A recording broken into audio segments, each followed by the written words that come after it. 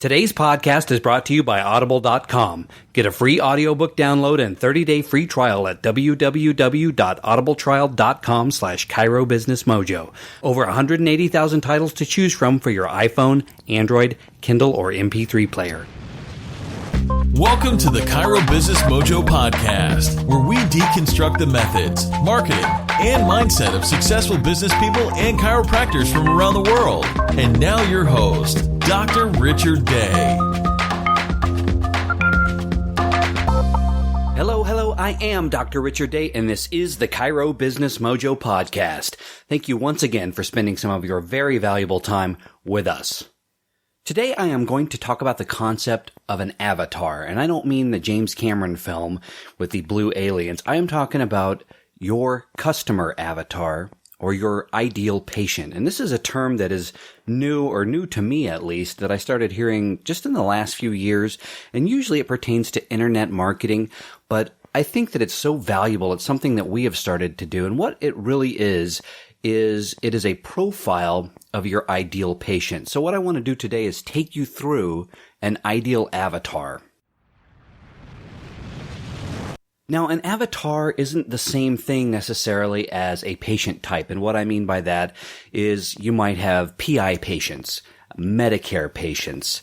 Those are very general. This is more specific. So they are related, but I would say that an ideal avatar is actually within that broader category. So you may have an avatar of your ideal Medicare patient, but within that is going to be a narrower focus on this particular person or this avatar. So I'll take you through that today. So the first thing you want to do when you're establishing an avatar, I name them, and I'll even take it one step further. Go online and find a picture of any person, random, I don't care, and put it on, paste it onto your Word document, and that is going to be this person. So our ideal avatar is Kate. She is 32 years old. She's a female. She's married and she has 2 kids. She's college educated with a degree, but she stopped working when she had kids, and she's been out of work for a couple of years. But that's fine because her husband makes about $75,000 to $90,000 a year, and so money is not a problem. They seem to do just fine. In fact, he's in line for a promotion.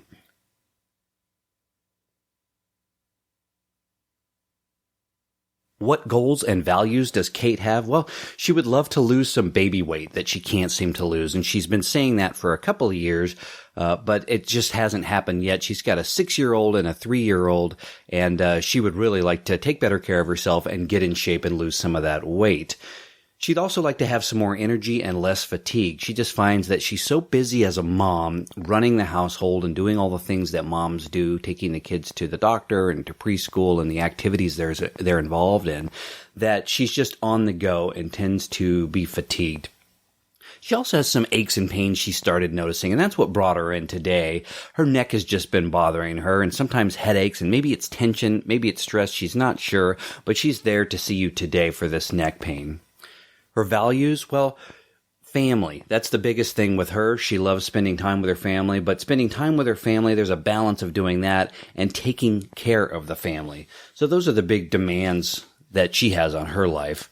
So where does Kate hang out? Well, she's active in mommy meetups. She goes to organizations like meetup.com that have get-togethers for like-minded moms where they get their kids together and set up play dates, or they maybe all take a field trip out to Chuck E. Cheese or something like that. But that's a place she goes to quite a bit.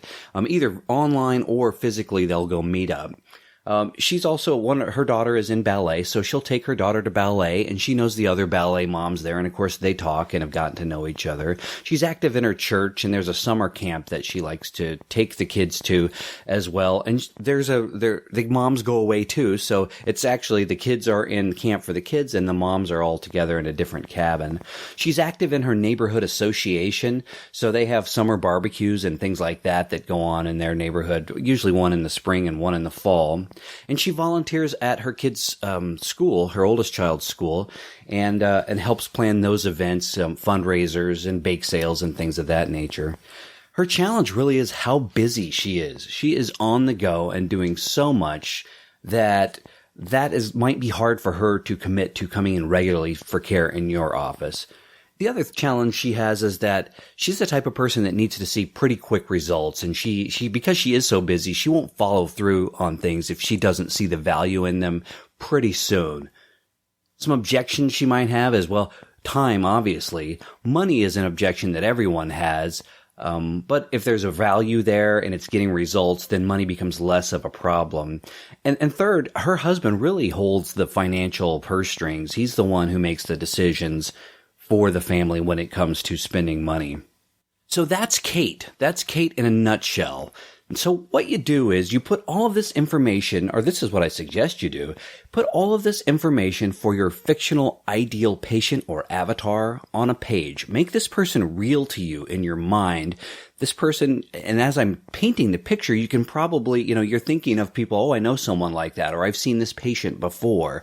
So you sit down and you make a list of where is this person hanging out and how do I market to that person? So we talked about where she's hanging out. So mommy meetups. It might be a good idea to go visit those groups, especially if you have kids.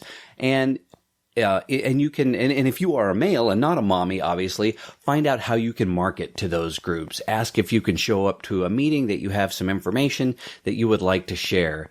The ballet dancer, she's going to these events for the child. Maybe it's at a dance studio or at the rec center, but go visit those locations and find out, come up with ways that you can do some marketing. It might be creating a poster and hanging it. It might be, in the past, we've done things like having handouts printed out. She's active in her neighborhood association. Well, oftentimes neighborhood associations want sponsorship. Sometimes they just want, if you give them a coupon for a free massage or something like that they can have in a raffle for their summer barbecue. But that is a way to get in and around people like Kate and meet her and the people she associates with. She volunteers at her child's school. So again, you can sponsor things in her school, activities and events. Schools, especially these days, sadly, are really short of funds. And so any way that you can help sponsor events in school and take that financial burden or ease some of it at least is very helpful. And it's a great way to meet this person, Kate, and be in and around the world in which she lives. The challenge is, she's busy. So you need to be very sort of concise with your treatment. Be respectful of her time. She's probably going to come into the office with her children because, she's the primary caregiver. So you need to make sure that your office can accommodate children. Does it have a play area or some toys or that sort of thing in the office to entertain those kids?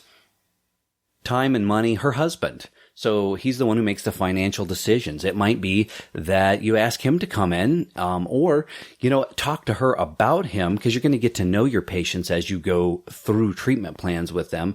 What issues is he having? If he's seeing results with his wife or his wife's happier, then of course that's building value for the husband, right? He is looking at this saying, well, my wife feels better. She's less fatigued, and happier. And I like that. And I know this is costing some money, but I'm okay with it because we're seeing the results. So really, you're just building this profile of this person. Then you're going to where this person hangs out and you're designing a campaign, an ad campaign or promotion of some sort in this area where this particular tribe or following tends to gather. Now, Kate is one example of one type, but you may have someone who's a completely different avatar, who is a CrossFitter, who is in completely different social circles, who doesn't have children. You might want to design your ideal Medicare avatar. Where is this person going? What are they doing? What clubs do they belong to? There's just the student athlete, the weekend warrior. There are many different types, but what happens is you start mapping this out and you really start thinking, going through those questions, thinking through them. Where is this person? What are they doing? And how can I reach them? And you'll start coming up with ideas, putting together marketing campaigns based on that. I think a lot of us, you'll say, well, I do mailers. And you send out mailers. Are they going to new residents? Are you targeting them specifically? That can be very helpful. This is just one more tool that can help you really target the ideal patient for you and your practice. We hope this has been helpful to you. I know it has been in our practice. So go out there and have a great day, and we'll catch you next time. Psst. Hey, this is Dr. Day. I hope you are enjoying the show. If you are, please do us a favor and jump on over to iTunes to subscribe, rate, and review. Thanks. Thanks for listening to the Cairo Business Mojo podcast at www.cairobusinessmojo.com.